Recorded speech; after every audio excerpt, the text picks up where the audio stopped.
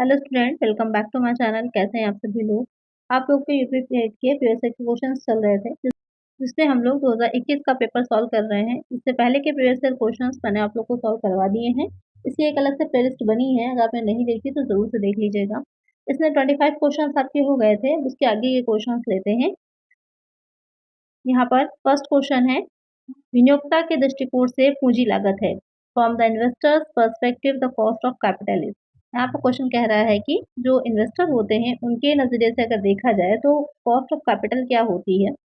ब्याज दर होगी, बाजार मूल्य है, पूंजी त्याग का प्रतिफल है, इसका नकदी मूल्य है। तो यहाँ पर जो पूंजी लागत होती है आप उतनी ही कॉस्ट देना चाहेंगे। जैसे कि पूंजी अलग अलग टाइप की होती है, शेयर्स होते हैं, यहाँ पर आपके डिबेंचर्स होते हैं, लोन ले सकते हैं आप।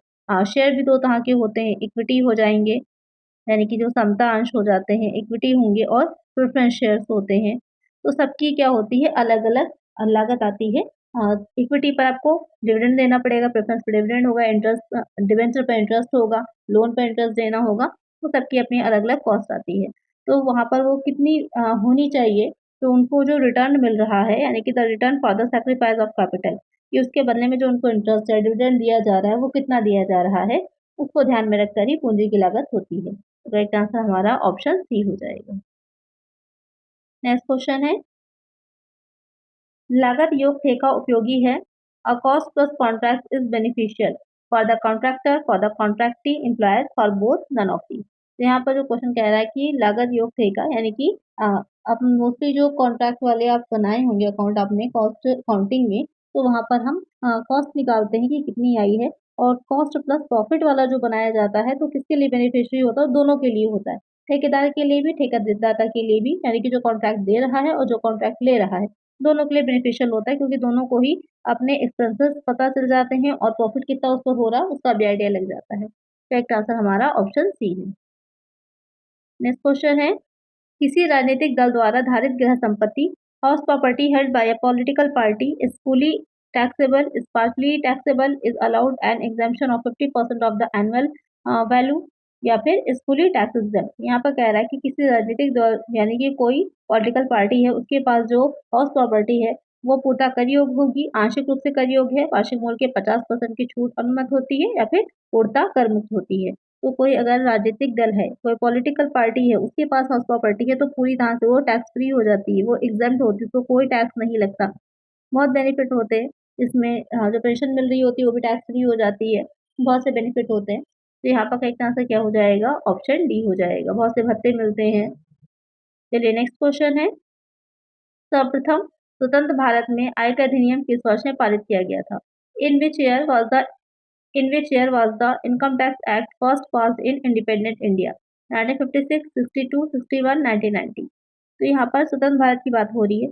अगर नॉर्मली पूछा जाए कि भारत में पहली बार आयकर कब लगा था, तो ये आपका जो पहली बार आयकर लगा था 1860 में लगाया गया था, 1860 में लगा था। लेकिन जब ये पूछे कि स्वतंत्र भारत में, इंडिपेंडेंट इंडिया में कब था, तो 1961 में, जो आपका इनकम टैक्स एक्ट 1961 बना था उसके बाद, जो कि लागू जो हुआ था 1962 से हुआ था, लेकिन बना जो था वो 61 में बना था।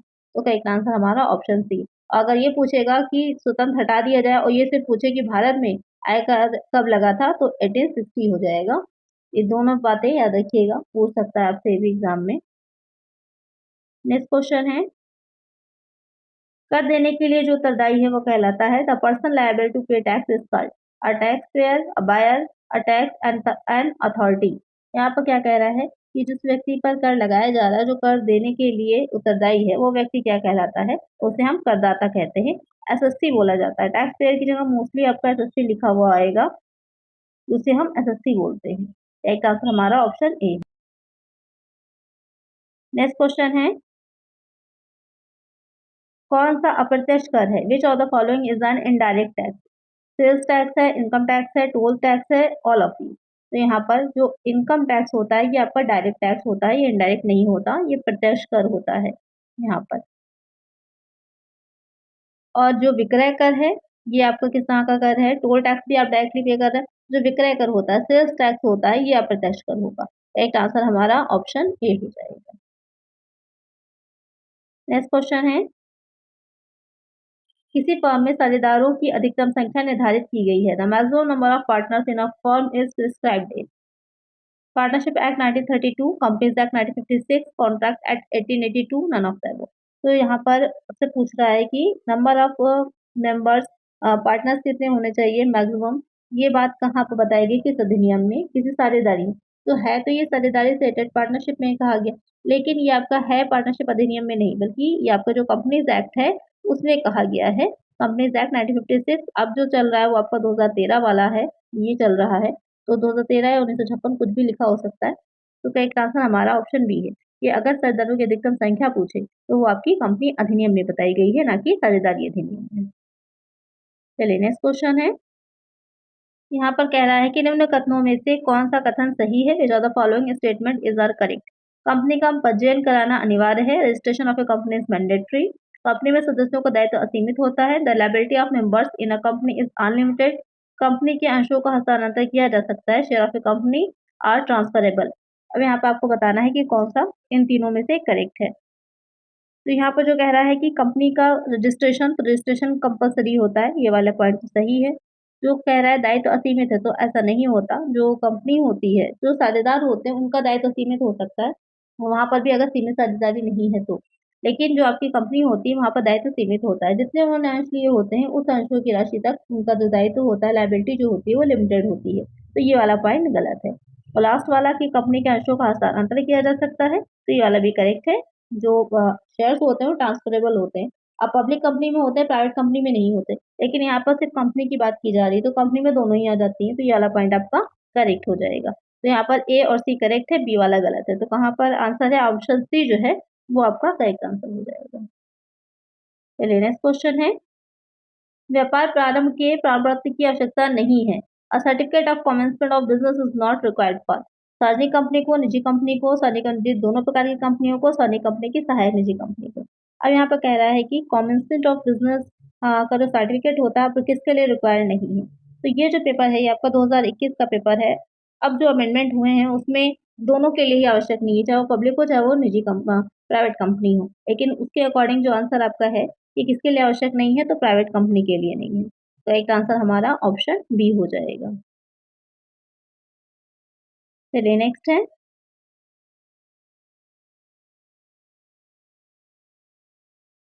प्रत्येक कंपनी को रजिस्ट्रार के पास अंकित की एक प्रति दाखिल करनी होती है। Every company is required to file a copy of the following with the registrar. Article of association, prospectus, memorandum of association, none of that. यहाँ पर क्या कह रहा है कि रजिस्ट्रार के पास एक प्रति यानी कि एक कॉपी देनी होती है। किसकी देनी होती है, तो यहाँ पर पार्षद सीमा नियम जो है, मेमोरेंडम ऑफ एसोसिएशन इसे शॉर्ट में MOAB बोलते हैं, इसकी एक कॉपी जो होती है वो देनी होती है। तो है क्या ये कंपनी की एक सीमा जो है, नाम से ये सीमा नियम कंपनी की सीमा निर्धारित करता है कि कंपनी इसके बाहर नहीं जा सकती। जैसे कि इसके जो पूंजी वाक्य होता है, कैपिटल कॉज है, उसमें जितनी पूंजी लिख दी गई हो कंपनी की अथॉराइज्ड कैपिटल है, उससे ज़्यादा कंपनी जो होती है अपने पूरे जीवन काल में निर्मित नहीं कर सकती, इशू कर ही नहीं सकती। लेकिन कंपनी चाहे तो इसमें चेंजेस कर सकती है, उसके लिए कुछ अलग-अलग रूल्स रेगुलेशंस होते हैं, चेंजेस किए जा सकते हैं। लेकिन बिना चेंज किए जितनी है उसमें उससे बाहर काम नहीं कर सकती। करेक्ट आंसर हमारा ऑप्शन सी है। नेक्स्ट क्वेश्चन है। एक कंपनी की अंश पूंजी कम की जा सकती है। The share capital of a company can be reduced by reducing the amount of the company's authorized capital, reducing the face value of the issue shares, returning paid up capital that is in excess of requirement, cancelling paid up share capital that has been lost in previous year। यहाँ पर कह रहा है कि अंश पूंजी में कमी कैसे की जा सकती है। कंपनी की जो अधिकृत पूंजी है की राशि को कम कर दे, जारी किए गए अंशों के सममूल्य को कम करके, आवश्यकता से अधिक चुकता पूंजी को वापस करके, चुकता अंश पूंजी जो विगत वर्षों में खोई जा चुकी है को निरस्त करके। तो यहाँ पर क्या कर सकती है, कितना रिड्यूस करेगी, तो यहाँ पर सममूल्य को कम कर सकती है। तो एक आंसर क्या हो जाएगा हमारा, ऑप्शन बी हो जाएगा। जैसे 10 रुपए का है तो उसको 8 रुपए का, 6 रुपए का किया जा सकता है। एक आंसर हमारा ऑप्शन बी है। निम्नलिखित में से कंपनी के हिताधिकारी यानी कि स्टेक होल्डर कौन होते हैं, कर्मचारी, आपूर्तिदाता, ग्राहक, सभी सही हैं। Who among the following are the stake holders of a company. तो कौन होते हैं, तो तीनों ही होते हैं, एम्प्लॉय भी होते हैं, सप्लायर भी होते हैं, कस्टमर्स भी होते हैं। करेक्ट आंसर हमारा ऑप्शन डी है, all are correct. Next question है। निम्नलिखित में से किसने मजदूरी अविशेष मूल्य सिद्धांत का प्रतिपादन किया है। Who among the following propounded the wages surplus value theory. David Ricardo ने, कार्ल मार्क्स ने, एडम स्मिथ ने या फिर वॉकर ने। तो यहाँ पर किसने वेजेस सरप्लस वैल्यू सिद्धांत दिया था? तो ये कार्ल मार्क्स ने दिया था। जो डेविड रिकार्डो है इनका लगान का सिद्धांत है। एडम स्मिथ जो है उनका धन का विज्ञान की उन्होंने अशासिक धन है उन्होंने इसकी डेफिनेशन दी थी। तो यहाँ पर कार्ल मार्क्स जो है वो करेक्ट आंसर हो जाएगा। नेक्स्ट क्वेश्चन है, प्रतिस्पर्धा अधिनियम 2002 क्या क्या नियंत्रित करता है? What does the competition act 2002 regulate? Anti competitive agreements, mergers and amalgamations, unfair trade practices या फिर ए एंड बी बोथ। तो यहाँ पर जो प्रतिस्पर्धा अधिनियम है वो क्या क्या करता है? तो यहाँ पर प्रतिस्पर्धा विरोधक अनुबंध यानी कि जो एंटी कॉम्पिटिटिव एग्रीमेंट्स होते हैं उस पर भी उसको भी रेगुलेट करता है और मर्जर्स एंड अमलगमेशन पर भी। तो करेक्ट आंसर हमारा क्या हो जाएगा? Both A and B. एक आंसर हमारा ऑप्शन डी हो जाएगा। कर्मचारियों के मूल्यांकन की प्रक्रिया कहलाती है the process of evaluating employees is called performance appraisal, recruitment, induction, job evaluation. तो यहाँ पर कर्मचारियों का जो मूल्यांकन है उसकी प्रक्रिया क्या कहलाएगी? तो उसे हम निष्पादन मूल्यांकन कहते हैं, परफॉर्मेंस अप्रेजल कहते हैं। कर्मचारी किस तरह का काम कर रहे हैं, उन्होंने जो काम किया है उसको एवेलुएट करेंगे तो उसे हम परफॉर्मेंस जो उन्होंने दी है उसको एवेलुएट कर रहे हैं, तो परफॉर्मेंस अप्रेजल कहलाता है। नेक्स्ट क्वेश्चन है, निम्न में से सूक्ष्म पर्यावरण में किसे शामिल नहीं किया जाता? विच of the following is not included in the micro environment? Customer, technology, supplier, share holders. तो किसको शामिल नहीं करते? तो एक कंपनी जो होती है उसमें मैक्रो और माइक्रो यानी कि ये माइक्रो है और ये मैक्रो एक और होता है सूक्ष्म और जो आप लोग का बृहद कह सकते हैं, व्यष्टि या समष्टि कह सकते हैं, जो पर्यावरण होता है। तो माइक्रो एनवायरमेंट जो उसमें क्या नहीं आएगा? तो यहाँ पर जो टेक्नोलॉजी होती है, प्रौद्योगिकी जो होती है, ये माइक्रो एनवायरमेंट जो है उसका हिस्सा है, तो ये शामिल नहीं की जाती। बाकी ये तीनों ही चीजें आएंगी। ये तीनों चीजें कैसी होती हैं? ये बिजनेस के अंदर जो है, ये ऑर्गेनाइजेशन के अंदर की व्यवस्थाएं हैं जिनको कंट्रोल किया जा सकता है। एक आंसर हमारा ऑप्शन बी है। नेक्स्ट क्वेश्चन है, जीवन बीमा लिया जाता है, life insurance is taken out solely for risk coverage, solely for investment purpose, neither for risk coverage nor for investment, for both risk coverage and investment। तो जीवन बीमा जो लिया जाता है, इंश्योरेंस जो लिया जाता है, तो जोखिम एवं विनियोजन दोनों हेतु लिया जाता है, तो for both risk coverage and investment. तो एक आंसर हमारा ऑप्शन डी हो जाएगा। नेक्स्ट क्वेश्चन है, परम सदविश्वास का सिद्धांत लागू होता है, the principle of utmost good faith applies to all types of insurance, only fire insurance, only life insurance, only marine insurance. तो आपने देखा होगा प्रीवियस ईयर अगर आपने मैंने सॉल्व करवाए हैं आपको 2024 से के 23 के 22 के, तो अगर आपने सॉल्व किए तो आपको पता होगा कि इस तरह के इंश्योरेंस के क्वेश्चन आपके एग्जाम में पूछे गए हैं सारे ही प्रीवियस ईयर में। तो इंश्योरेंस चैप्टर को बहुत अच्छे से पढ़ लीजिएगा। ये सिद्धांत जो है वो किस पे लागू होता है? तो ये सारे ही टाइप के इंश्योरेंस पे लागू होता है। जैसे कि इंडेमनिटी है जो आप लोग का प्रिंसिपल ऑफ इंडेमनिटी जो है वो लाइफ इंश्योरेंस पे लागू नहीं होता, बाकी सब पे लागू होता है। इसी तरह कुछ सिद्धांत ऐसे हैं जो कुछ स्पेसिफिक इंश्योरेंस पे लागू होते हैं, कुछ पे नहीं होते। लेकिन जो प्रिंसिपल ऑफ अटमोस्ट है यानी कि जो भी इंश्योरेंस करवा रहा है वो अपने बारे में जो कुछ भी बता रहा है ये विश्वास किया जाता है कि वो सब सही है, उसने सारी ही बातों को बता दिया है। करेक्ट आंसर हमारा ऑप्शन ए है। नेक्स्ट क्वेश्चन है, प्रबंधकीय लेखांकन का प्रयोग कैसा है? Is the use of management accounting compulsory, voluntary है, मैंडेटरी है, इनमें से कोई नहीं। तो प्रबंधकीय लेखांकन मैनेजमेंट अकाउंटिंग जो होती है वो वॉलेंट्री होती है, ऐच्छिक होती है। अगर आवश्यकता हो तो कराई जाए, ना हो तो ना कराई जाए। सिर्फ जो फाइनेंशियल अकाउंटिंग होती है वो कंपल्सरी होती है। कॉस्ट अकाउंटिंग में भी होता है कि जो मैन्युफैक्चरिंग में कंपनी लगी होती हैं वो कॉस्ट अकाउंटिंग करवाती है, सभी के लिए मैंडेटरी नहीं होती। लेकिन जो आपकी फाइनेंशियल अकाउंटिंग है वो सबके लिए मैंडेटरी होती है। इसी तरह प्रबंधकीय लेखांकन भी वॉलेंट्री है, मैंडेटरी नहीं। चलिए नेक्स्ट क्वेश्चन है, निम्न में से कौन सा लाभदायकता के विश्लेषण का अनुपात नहीं है? Which of the following is not a ratio used in profitability analysis? Operating ratio है, नेट प्रॉफिट रेशियो है, एसेट टेस्ट रेशियो है, नन ऑफ दीस। तो कौन सा प्रॉफिटेबिलिटी एनालिसिस में नहीं आता? तो ऑपरेटिंग भी आता है, नेट प्रॉफिट भी आता है, एसेट टेस्ट रेशियो नहीं आता। ये आपका लिक्विडिटी रेशियोज होते हैं, तरलता को बताते हैं, ये इसमें नहीं आते। तो एक आंसर हमारा ऑप्शन सी है। नेक्स्ट क्वेश्चन है, सुरक्षा का अवशेष निम्न में से किसके बराबर होता है? The margin of safety is equal to fix cost plus profit, fix fixed cost minus margin of safety, sales revenue minus sales revenue at break even point, sales revenue minus variable cost. जो margin of safety होता है उसको short में MS बोलते हैं।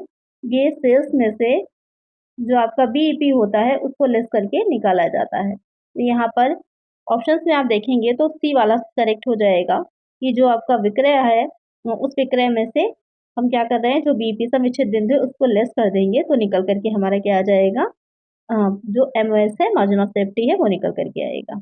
Correct answer हमारा option C है। Next question है, प्राप्यों शब्द में सम्मिलित रहते हैं। The terms receivables include only trade creditors, only trade debtors and bills receivables, trade creditors and bills payable. तो यहाँ पर रिसीवेबल या प्राप्य जो होते हैं उसमें क्या शामिल होता है, उसमें हम व्यापारिक देनदार एवं प्राप्य बिल को शामिल करते हैं। Trade debtors and bills receivables जो है इन दोनों को ही शामिल किया जाता है। तो करेक्ट आंसर हमारा ऑप्शन सी है।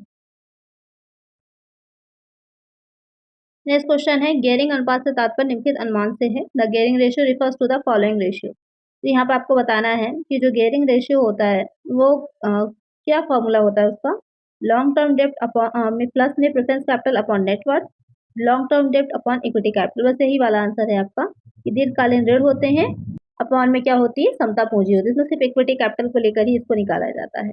एक आंसर आपका ऑप्शन बी हो जाएगा। तो ये तो हो गई, कॉमर्स की तैयारी आपकी हो रही है, लेकिन आपको बाकी चीज़ें भी पढ़नी होंगी, बाकी प्रीवियस ईयर भी देखने होंगे। तो जीके है, हिंदी है या फिर आपकी रीजनिंग है, इसके प्रीवियस ईयर क्वेश्चंस भी मैं आप लोग के लिए लेकर के आ रही हूँ, जो कि आपको मेरे दूसरे चैनल जो पीवाईक्यू जोन है वहाँ पर मिल जाएंगे। तो इसके लिए दूसरा चैनल जो मेरा पीवाईक्यू जोन है उसको जरूर से सब्सक्राइब कर लीजिएगा। उन वीडियोज़ का लिंक आपको इस चैनल का इस वीडियो के डिस्क्रिप्शन में मिल जाएगा, तो वहाँ से आपके प्रीवियस ईयर बाकी के भी तैयार हो जाएंगे। तो पूरी आपकी कंप्लीट तैयारी हो जाएगी। जो आपके 200 क्वेश्चंस आने हैं अलग अलग, 50-50 क्वेश्चंस जो आप लोग के अलग अलग से सब्जेक्ट से आने हैं, उसकी कंप्लीट तैयारी आपकी हो जाएगी। तो इसके लिए दूसरे चैनल जो मेरा है पीवाईक्यू जोन उसको भी जरूर से सब्सक्राइब करिएगा। चलिए नेक्स्ट क्वेश्चन है, कंपनी का चार्टर या फिर शासन पत्र होता है। The charter governing document of a company is it's prospectus, memorandum of association, certificate of incorporation, articles of association. तो कंपनी का चार्टर किसे कहते हैं, कंपनी का चार्टर जो पार्षद सीमा नियम होता है, मेमोरेंडम ऑफ एसोसिएशन होता है, उसको ही हम कंपनी का चार्टर कहते हैं। क्योंकि इसमें 6 कॉज दे रखे होते हैं, मेनली 6 कॉज होते हैं, जिसमें कि कंपनी के बारे में सारी ही चीजें दे रखी होती है मेन में, कि कंपनी क्या करेगी, उसका क्या बिजनेस होगा, वो क्या क्या काम कर सकती है, सारी ही चीजें। करेक्ट आंसर हमारा ऑप्शन बी है। नेक्स्ट क्वेश्चन है, निम्नलिखित में से कौन सी एक प्रतिभूति आकलन एजेंसी नहीं है।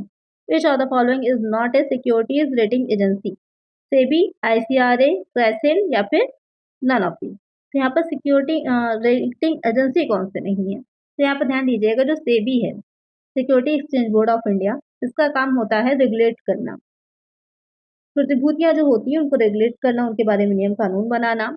सिक्योरिटी रेटिंग एजेंसी की तरह ये कहाँ से काम करती है। आईसीआरए और क्राइसिल, मेन जो आप लोग की सिक्योरिटी रेटिंग एजेंसीज हैं वो ये दोनों हैं, आईसीआरए और क्राइसिल हैं। तो यहाँ पर ये तीनों ही क्या हैं, सिक्योरिटी रेटिंग एजेंसीज हैं।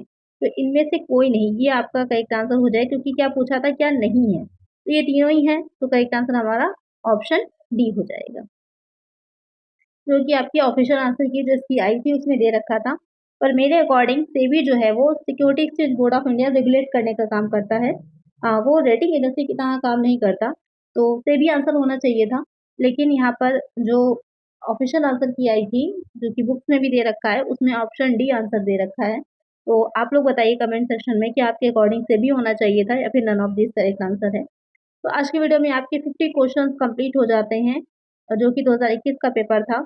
इसके बाद जो 2020 में पेपर हुआ था हम उसको सॉल्व करेंगे। तो इसके लिए चैनल को सब्सक्राइब जरूर से कर लीजिएगा। आज की वीडियो में इतना ही, मिलते हैं नेक्स्ट वीडियो में। Thank you.